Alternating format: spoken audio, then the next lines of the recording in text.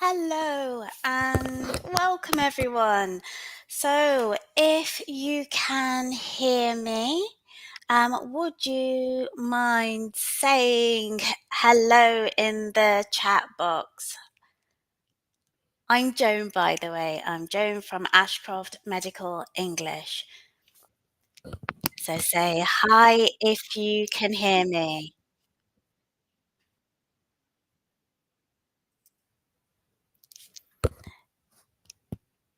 All right. So we've got a lot to get covered today.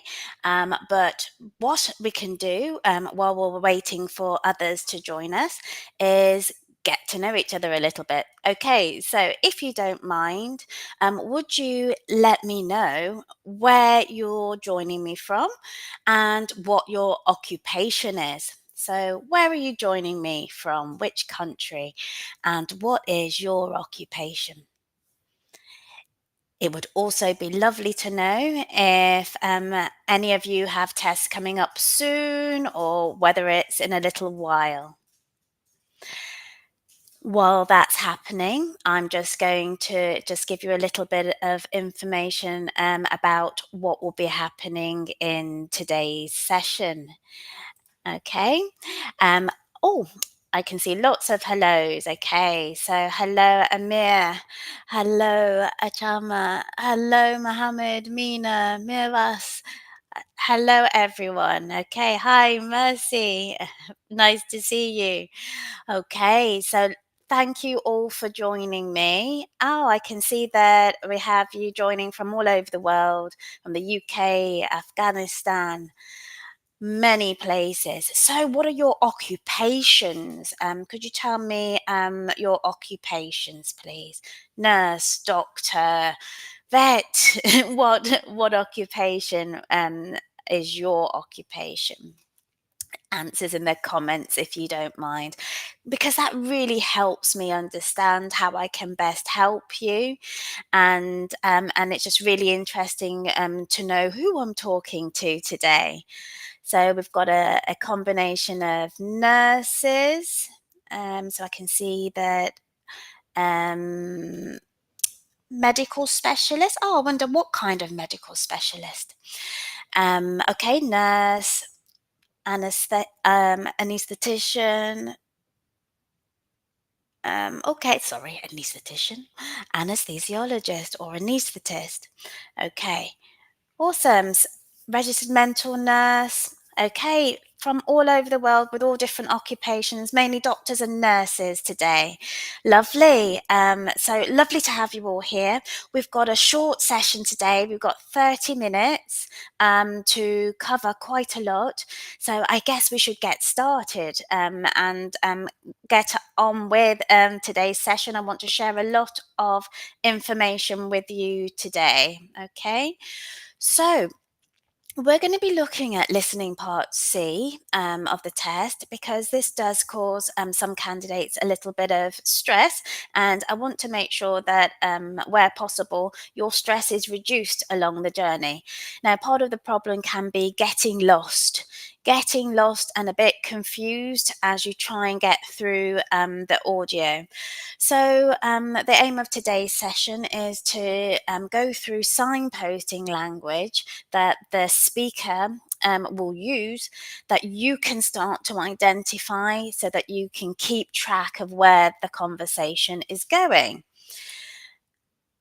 For those who don't know me, I'm Joan Ashcroft. I'm a former UK doctor. I'm an OET All Star, which means that I provide regular free classes here on social media and on my own social media channels. I'm an OET premium preparation provider, which means that I have the highest level of OET teacher training. So hopefully that will mean that I can really share some knowledge that will help you today. So, on with something that I want to share with you. Okay, so today and today only, I have a special offer. That special offer is pretty unique because it's only going to be available to two students, and the price.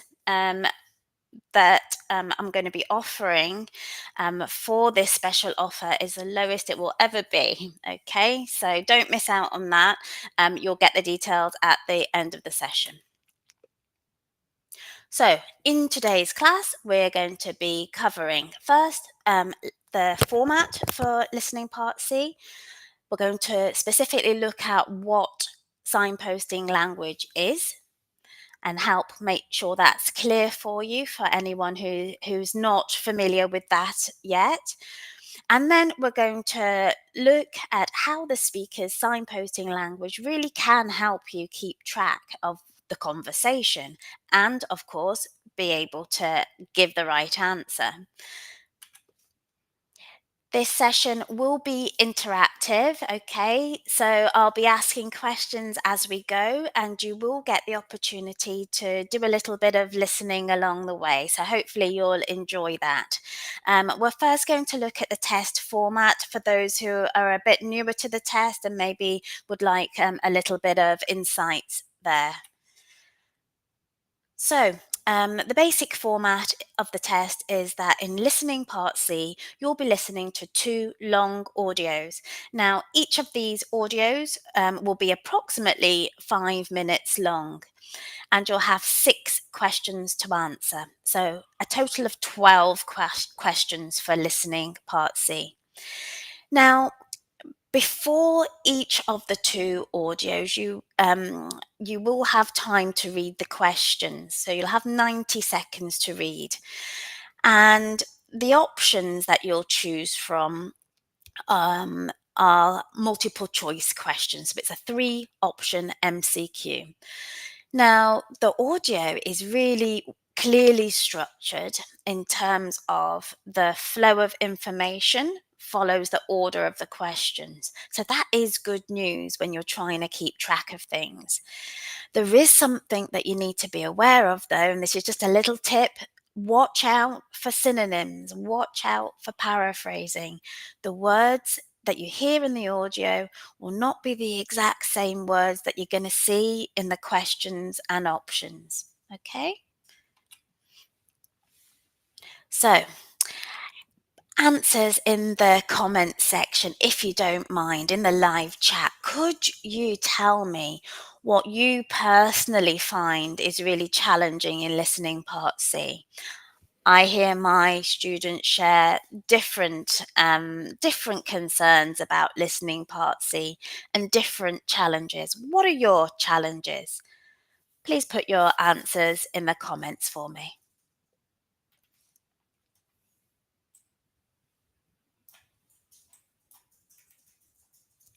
Okay, so there's a little delay in the information coming through on YouTube here. So while I'm waiting for your answers to come through, we'll move on to the next slide and we'll see if any of the challenges that you have are the same sort of challenges that many of my students have. Okay, so some students tell me that they find the whole process of multitasking in the test quite hard. Some find that they get quite tired and lose focus. Sometimes it's a vocabulary issue. Sometimes it's trouble with the accent of the speaker or finding the speech too fast or when the answer's not direct, finding it really hard to infer meaning from what the speaker has said. And many simply lose track, get lost. And this is what the main focus of today's session is. So I can see in the comment section that many of you have very similar kinds of issues and leading to ultimately finding it very hard to select the right answer. So you're not alone, and this all can be improved. Okay, so as you go through the test, I'm going to state some obvious things, but it's so true and so important. You really need to read the questions and options carefully. You need to make sure that you underline or highlight keywords to focus your attention on what you're listening for. And of course, like I said before, just be able to recognize when you're hearing paraphrasing and synonyms. So, some points to remember. Okay, so today's focus is on keeping track and noticing when the direction of the conversation is changing. This will stop you getting so lost. So, there are a few ways that you can stay on track. So, for example, when the speaker pauses, you know they're going to move on to a new paragraph, as it were. Okay, so they're moving on to a new topic. When it comes to the audios that involve an interview, you have the big advantage there of just listening to the interviewer's questions and then knowing what's going to be spoken about next. But when it's more of a presentation, it does become a little more tricky to keep track, and that's where having a good understanding of signposting language can be really helpful. So, let's take a closer look at what signposting language is. Okay, so signposting language is the words and phrases that help guide a listener. It helps provide structure and order to what is being said. It really makes it a lot easier for the listener to follow what's being said, and it indicates when there's a transition from one idea to the next. Okay, so we're going to take a look at some examples now, okay, so that you just start to get a picture of what these kinds of words and phrases are. Okay.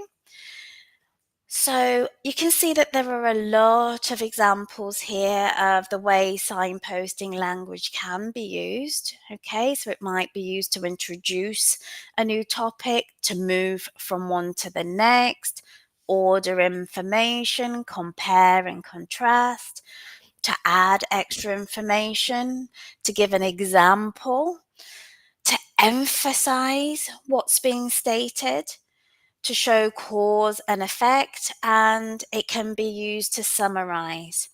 And you'll notice here that we've got a question.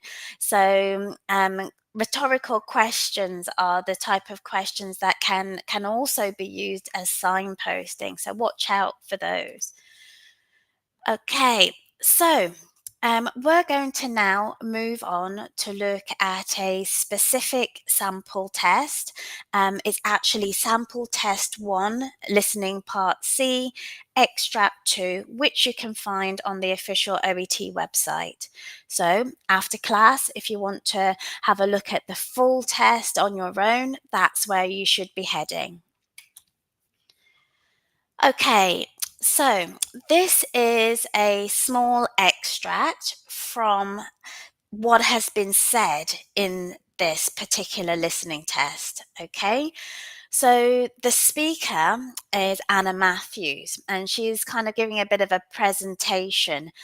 Okay, so she says, "Hi, my name's Anna Matthews. I'm an occupational therapist working here in the hospital. In a moment, I'm going to present a case study to you to show you the type of work I do. But first, let's think about what we understand by occupational therapy and the part it plays in patients' recovery." Okay, so that's how she starts. So, can anyone tell me what signposting language does Anna use to tell us the order of the information she's going to provide in her presentation? Can you please look for two phrases that are signposting language to give the order? I'll give you a moment to select your answers. Answers in the comments, please.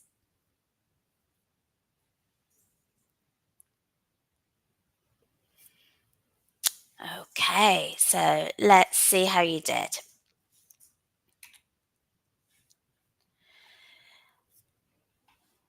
We can see that She says, in a moment. And she says, but first.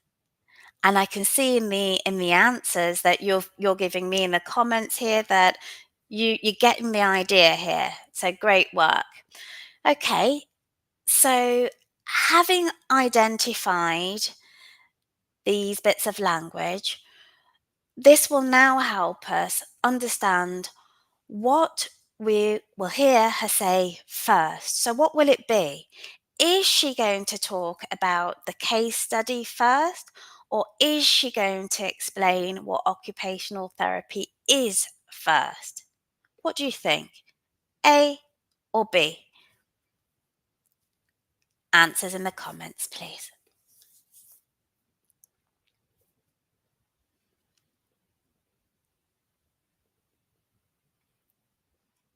Okay, let's see how you did.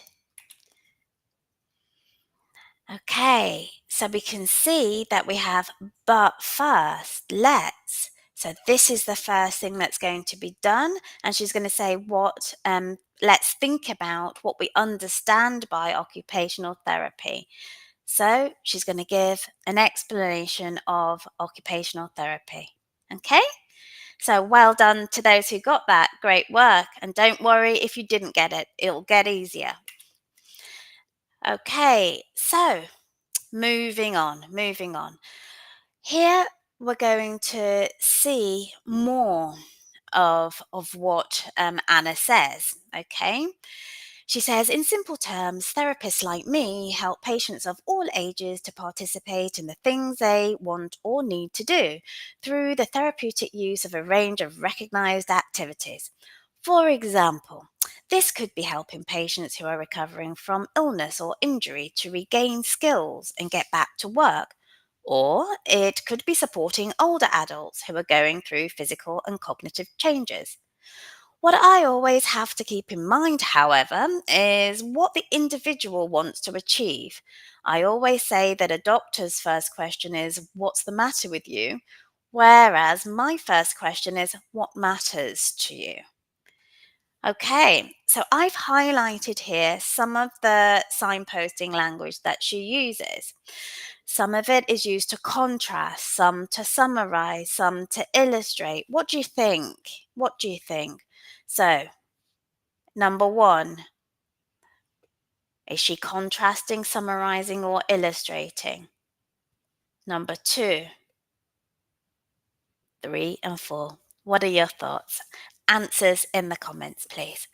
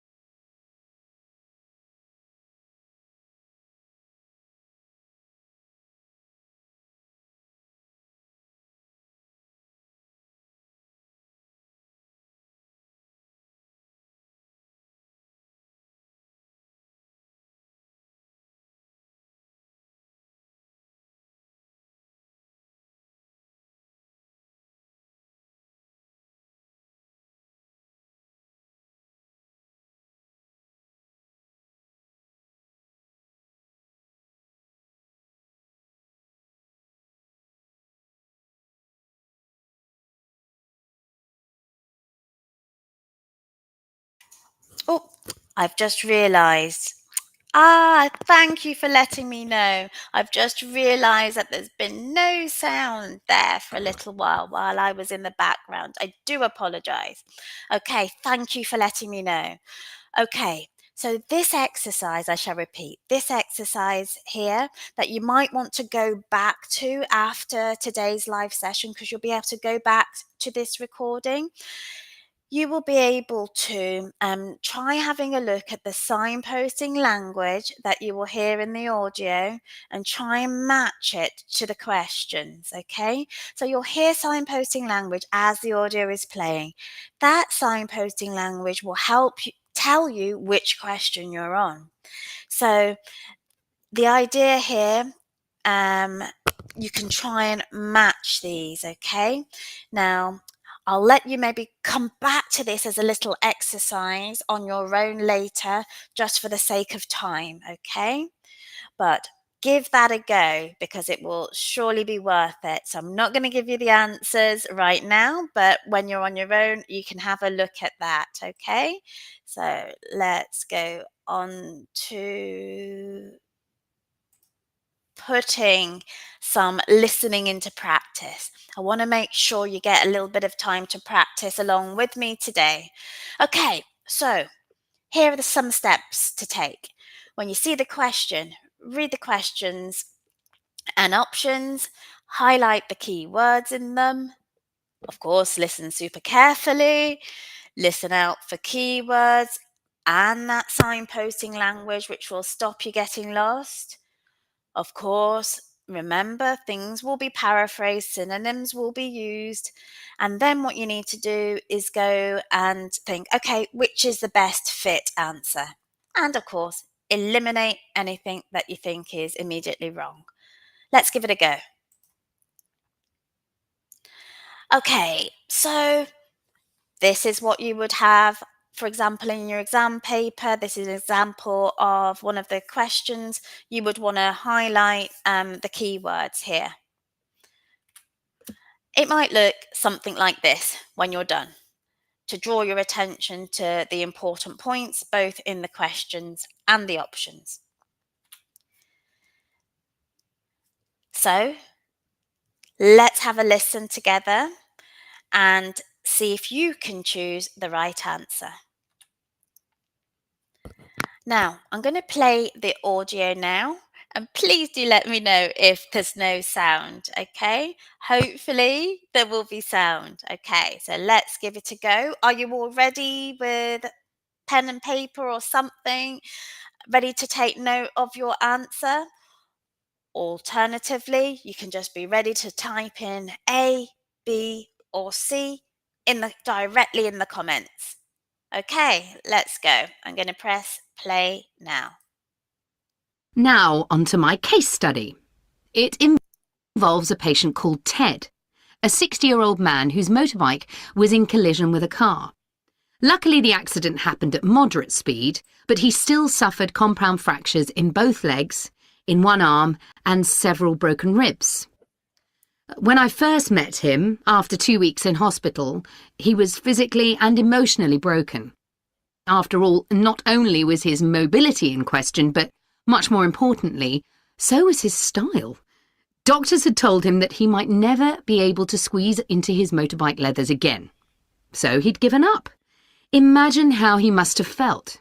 One day, totally independent, and the next, suddenly unable to do things anymore. Okay, so how did you do? Were you able to select the right answer? What do you think? A, B, or C? Answers in the comments, please. Let's see how you did. Okay, so the answer was C. She was mainly concerned about his state of mind. It was all focusing on the psychological impact of it. So if you found that question a bit tricky, don't worry. I can see that lots of you did really well though. Sometimes it can be tricky with different questions, and what can help is to use transcripts to help build up your listening skills further. Practice makes perfect. Okay, so for example, if we have a look at the transcript that goes along with this audio, we start to see how signposting language is used to try and order what she's saying. So this helps you follow the flow of the presentation. And then do you notice something here? She's using language which really emphasizes her main point here. Okay, after all, not only was his mobility in question, but much more importantly, so was his style. Okay, so she's emphasizing her main point. And here you see, when I first met him, the key word first met him, you can see what's coming next. This is a little signal that the answer's coming. And then this helps you define the exact answer. Okay, well done, guys. We'll wrap up there. So, I'd like you to go away with some take homes from this session on signposting. So, remember that signposting language is there to guide you through the presentation or interview. It'll help you keep track. It will help you know which questions you're moving on to, and it will help you know how ideas are connected. So it's really important to try and recognize the words and phrases used when signposting. So if you're not really familiar with these, going through transcripts, for example, and getting more familiar that way is one idea. So studying signposting a little will really help. So this is a really important thing to be aware of, okay? So for motivated adult learners, which you all are here because you're motivated enough to join me today, if you're motivated, it's going to take you roughly 100 to 200 hours of guided learning to move from one language level to the next. So, for example, if you're at B2 level for everything, it would take between 100 and 200 hours to get to C1 level. So B2 to C1, approximately 100 or 200 hours. So it is a little bit of a time, but it is worth the effort.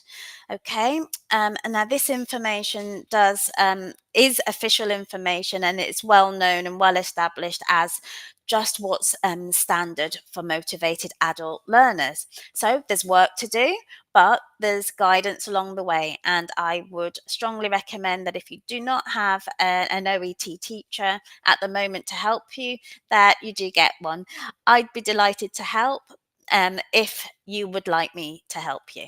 Okay, so that takes me on to today's special offer. Now, this offer is only for today. So if you are interested in having lessons with me at all, I would love to help you. The discount that I'm offering today is the biggest discount I've ever offered, and it will not be offered at a lower price than this again. So there's limited availability just for today and for only the first two students to book, okay? So let me explain what the offer is exactly. So this is for my OET Learn and Succeed Bronze package. This includes 5 hours of lessons, so 5 one-hour lessons, and you can work on a specific subtest with me. You'll also get homework. You'll also get practice material that you need for further study. Your personalized feedback will be based on the official OET test criteria as well. Now, this bronze package is actually already discounted. So if you were to buy 5 hours of lessons with me, this would be the price, okay? But today and today only, and for just 2 students, because I just have no availability for more than 2 students, the price you would pay is 224, okay, which gives you a huge reduction on your classes, as well as letting you get a lot of extras. If this is of interest to you, I would be delighted to help you. All you need to do is go to my website. The link here for OET preparation is also in the notes for today's session. ashcroftmedicalenglish.com/OET hyphen preparation. And the discount code you need to put in at checkout when you buy your bronze package is All Stars 20. Okay, today only. So All Stars 20 at the checkout when you buy your OET bronze package. Okay, so be quick if you're interested, because I will need to stop this offer as soon as two packages are purchased, simply because I have no other space in my schedule. Okay, so I would be delighted to help you if you want to work with me. I really would like to help you build the skills you need to pass OET. Thank you, thank you, thank you for joining me. I do hope you got a lot from today's session. If you learned something useful from today that will help you with your OET listening, please give me a thumbs up. That really helps. Thank you again, and I'll see you next time. Next time, I'm going to be helping you with OET writing, helping you choose the right content for your letter. Take care, everyone. Have an amazing day, and I look forward to seeing you next time. Bye bye.